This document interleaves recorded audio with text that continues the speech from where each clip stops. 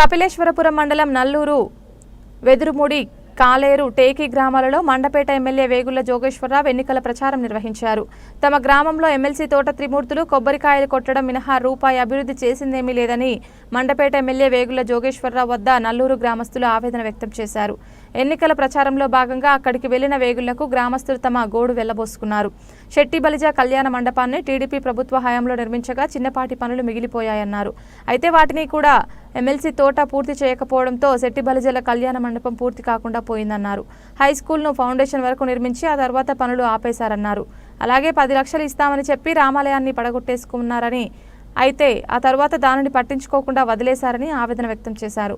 ఒక్క అవకాశం ఇచ్చి తప్పు చేశామని, ఇక ఎలాంటి పొరపాట్లకు తావు లేకుండా కూటమి ప్రభుత్వాన్ని గెలిపించుకుంటామని తెలిపారు. ఈ సందర్భంగా ఎమ్మెల్యే వేగుళ్ల మాట్లాడుతూ 2014 నుండి 19 వరకు టీడీపీ ప్రభుత్వ హయాంలో రోడ్డు, కమ్యూనిటీ హాల్లు తదితర వాటి అభివృద్ధికి 3,68 లక్షలు వెచ్చించడం జరిగిందన్నారు. ఈ కార్యక్రమంలో జన సైనికులు, తెలుగు తమ్ముళ్లు, బీజేపీ నాయకులు అధిక సంఖ్యలో పాల్గొన్నారు. మన ప్రభుత్వం అధికారంలో రాగానే సిమెంట్ రోడ్లకి 1,63,00,000, మరలా వేరే గ్రాంట్ ఉపాధి హామీ పని గ్రాంట్తో 86 లక్షలు, ఇరిగేషన్ కాలువ పనులకి 38 లక్షలు, వీధి లైట్లు ఎల్ఈడి లైట్లు 14 లక్షలు, అంగన్వాడీ భవనానికి 14 లక్షలు, శెట్టి బలిజలు నవరత్న కమ్యూనిటీ హాల్కి 12 లక్షలు, శ్మశానిక వాటికి అభివృద్ధికి గ్రామ పంచాయతీ నిధులతో కలిసి వివిధ మ్యాచింగ్ పనులు, అంబేద్కర్ గారి విగ్రహం దగ్గర ఈ యొక్క స్లాబ్కి, అలాగే వేమర్స్ కమ్యూనిటీ హాల్కి, ప్రహరీ గోడకి, సాలిడ్ వేస్ట్ మేనేజ్మెంట్కి, పొంత రోడ్లు, ఒక కమ్యూనిటీ హాల్కి అదనపు వసతులు, ఈ రకంగా 3,68 లక్షలతో ఒక్క నల్లూరు గ్రామంలోనే డెవలప్ చేయడం జరిగింది. దీనికి అదనం 2 కోట్లతో నల్లూరు, చెల్లూరు R&B రోడ్డు వేశాం.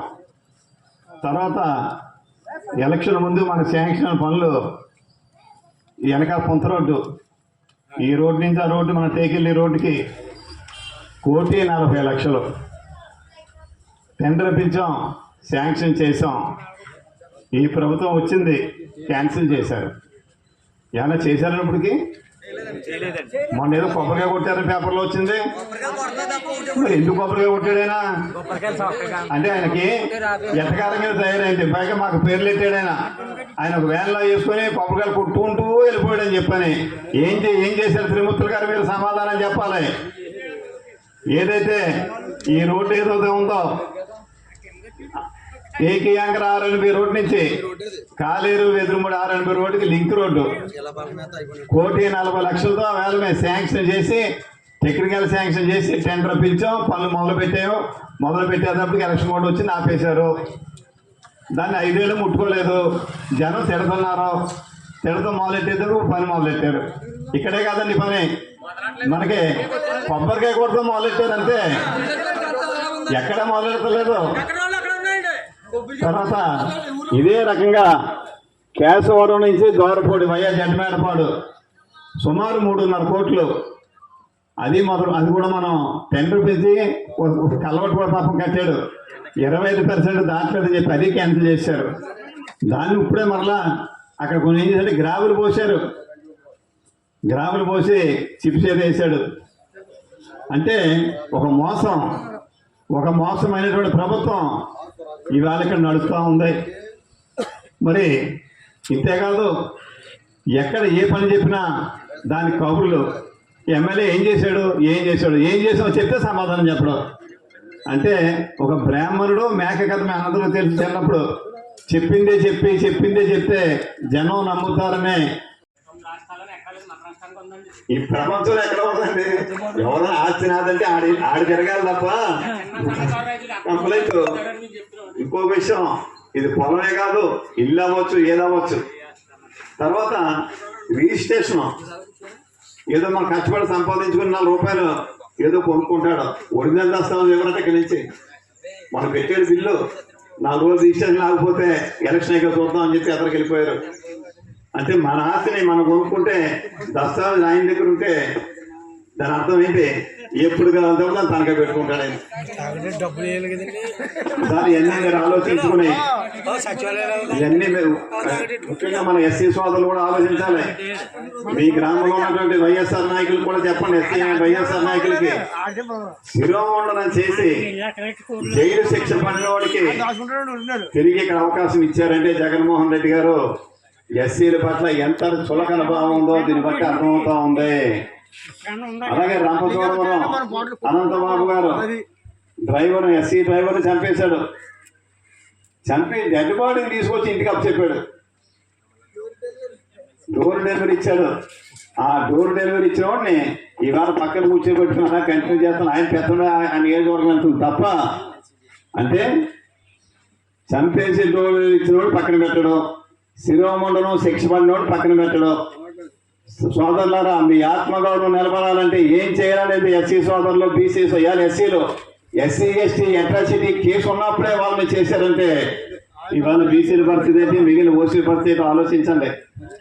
మరి మీరందరూ కూడా ఆలోచించి రేపు రాబోయే రోజుల్లో చంద్రబాబు నాయుడు గారికి, పవన్ కళ్యాణ్ గారు కలిపి మన పిల్లలు, మన మనవలకి భవిష్యత్తు కోసం, భవిష్యత్తు తరాల కోసం ఉద్యోగాలంటే ఇప్పుడు ఎక్కడా లేకుండా హైదరాబాద్, బెంగళూరు పోవాల్సిన పరిస్థితి తప్పించడం కోసం వారు కలిసి పోటీ చేస్తున్నారు.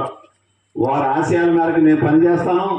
మీరందరూ కూడా మొదటి ఓటు హరీష్ మాధురి గారికి, మొదటి ఓటు మొదటి మిషన్ మీద, రెండవ మిషన్ మీద నాకు పయనించినది 3వ స్థానం నిన్న తేలింది. కానీ ఈ వైఎస్ఆర్ ప్రభుత్వం ఒక తప్పుడు విధానంలోకి వెళ్తున్నారు. ఏంటంటే చట్టం అంటే వాళ్ళ చుట్టం.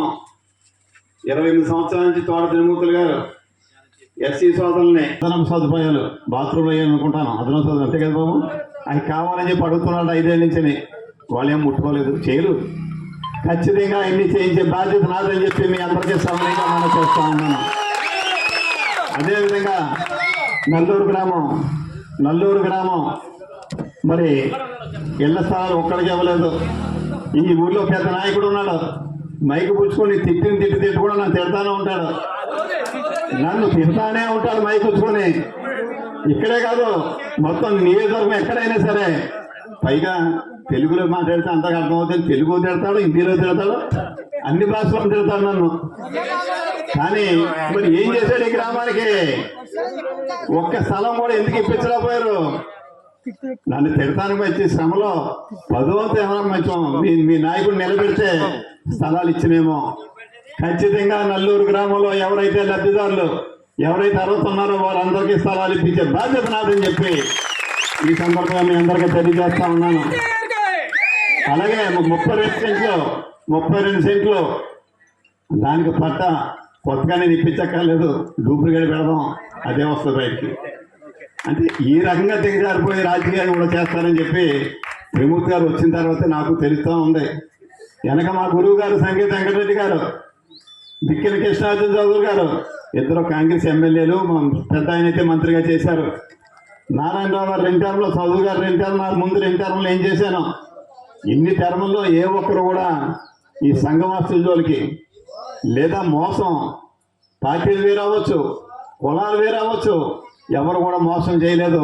ఎవరన్నా చేస్తే చేసేవారు, లేదా బాబు చేస్తామని మాకు గ్రాంట్ అని చెప్పేవారు తప్ప ఇటువంటి మోసగాడు అనేది మొట్టమొదటిసారిగా మన నియోజకవర్గంలో తోట త్రిమూర్తులు గారిని చూస్తున్నాం. అదేవిధంగా శ్మశాన వాటికి దారి లేదంటున్నారు.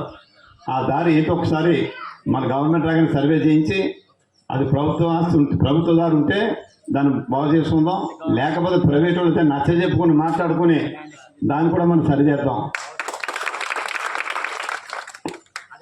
అదే ఇప్పుడు మీరు చెప్పారు, నేనేమన్నానండి, నేను చెప్పింది అదే.